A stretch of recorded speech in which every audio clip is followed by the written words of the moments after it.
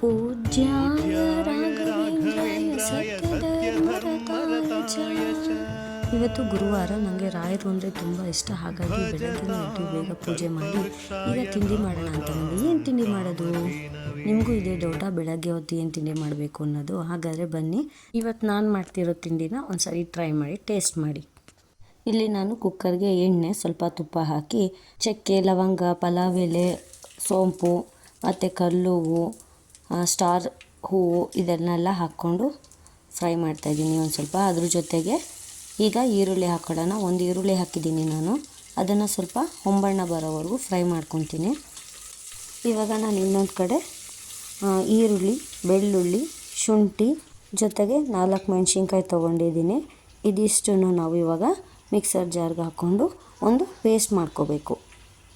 ಎಲ್ಲರಿಗೂ ಬೆಳಗ್ಗೆ ಎದ್ದು ಏನು ತಿಂಡಿ ಮಾಡೋದು ಅಂತಲೇ ಬೆಳಗ್ಗೆ ಎದ್ದರೆ ಯೋಚನೆ ಆಗುತ್ತೆ. ಅಂಥದ್ರಲ್ಲಿ ಇವತ್ತು ನಾನು ಮಾಡ್ತಾ ಇರೋ ಈ ತಿಂಡಿನ ಒಂದ್ಸರಿ ಟ್ರೈ ಮಾಡಿದ್ರೆ ನಿಮ್ಗೆ ತುಂಬ ಇಷ್ಟ ಆಗುತ್ತೆ. ನಾನು ಮಾಡ್ತಾ ಇರೋದು ಇವತ್ತು ಚೆನ್ನ ಆಲೂ ಪಲಾವ್ ಮಾಡ್ತಾಯಿದ್ದೀನಿ. ತುಂಬ ಚೆನ್ನಾಗಿರುತ್ತೆ ಟೇಸ್ಟು. ಒಂದ್ಸರಿ ಟ್ರೈ ಮಾಡಿ ನೀವು. ಹೇಗೆ ಬಂತು ಅಂತ ನನಗೆ ಕಮೆಂಟ್ ಮಾಡಿ ಹೇಳಿ.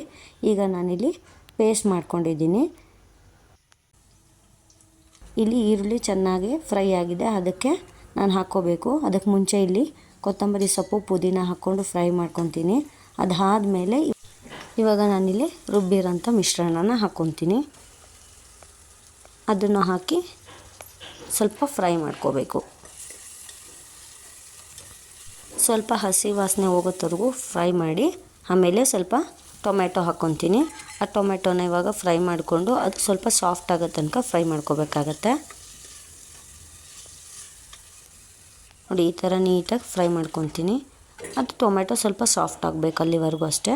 ಅದಾದಮೇಲೆ ಬೇಯಿಸಿ ನಾನು ಉಪ್ಪು ಹಾಕಿ ಬೇಯಿಸಿರೋಂಥ ಕಡಲೆಕಾಳನ್ನ ಹಾಕ್ಕೊಂಡು ಫ್ರೈ ಮಾಡ್ತಾಯಿದ್ದೀನಿ.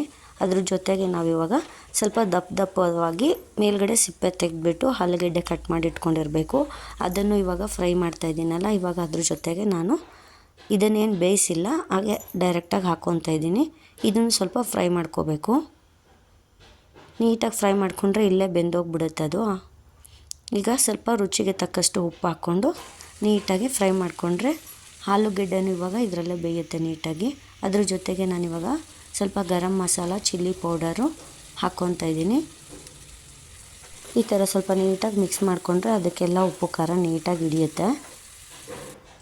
ನೋಡಿ, ಇವಾಗ ಸ್ವಲ್ಪ ಎಲ್ಲ ಬೆಂದಿದೆ. ಇವಾಗ ನಾನು ಇದಕ್ಕೆ ನೀರು ಆ್ಯಡ್ ಮಾಡ್ತೀನಿ. ನಮಗೆ 1 ಲೋಟ ಅಕ್ಕಿಗೆ 2 ಲೋಟ ನೀರು ಅನ್ನೋ ಅಳತೆಯಲ್ಲಿ ನಾನು ನೀರು ಹಾಕ್ಕೊತೀನಿ. ನಾನಿಲ್ಲಿ 2 ಗ್ಲಾಸಿಗೆ ಮಾಡ್ತಾಯಿದ್ದೀನಿ, ಹಾಗಾಗಿ ನಾನು 4 ಗ್ಲಾಸ್ ನೀರು ಹಾಕ್ಕೊತೀನಿ. ಇಲ್ಲಿ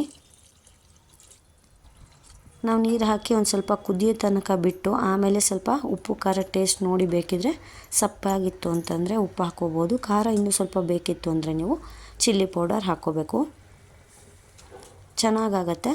ಮತ್ತು ನೋಡಿ, ಇಲ್ಲಿ ನೀರು ಕುದೀತಾ ಇದೆ. ಇವಾಗ ಅಕ್ಕಿನ ನಾನು ಹಾಕ್ತಾಯಿದ್ದೀನಿ. ಅಕ್ಕಿ ಹಾಕಿದ್ಮೇಲೆ ಒಂದು ಕುದಿ ಬರೋವರೆಗೂ ಹಾಗೆ ಇರಲಿ, ಲಿಡ್ ಕ್ಲೋಸ್ ಮಾಡಿಬಿಡಿ. ಆಮೇಲೆ ಲಿಡ್ ಕ್ಲೋಸ್ ಮಾಡಿ 2 ವಿಷಲ್ ಹಾಕಿಸಿ ಫುಲ್ ಕಂಪ್ಲೀಟ್ ಕೂಲ್ ಆಗೋ ತನಕ ಬಿಟ್ಬಿಡಿ. ಆವಾಗ ನೀಟಾಗಿ ಆಗಿರುತ್ತೆ.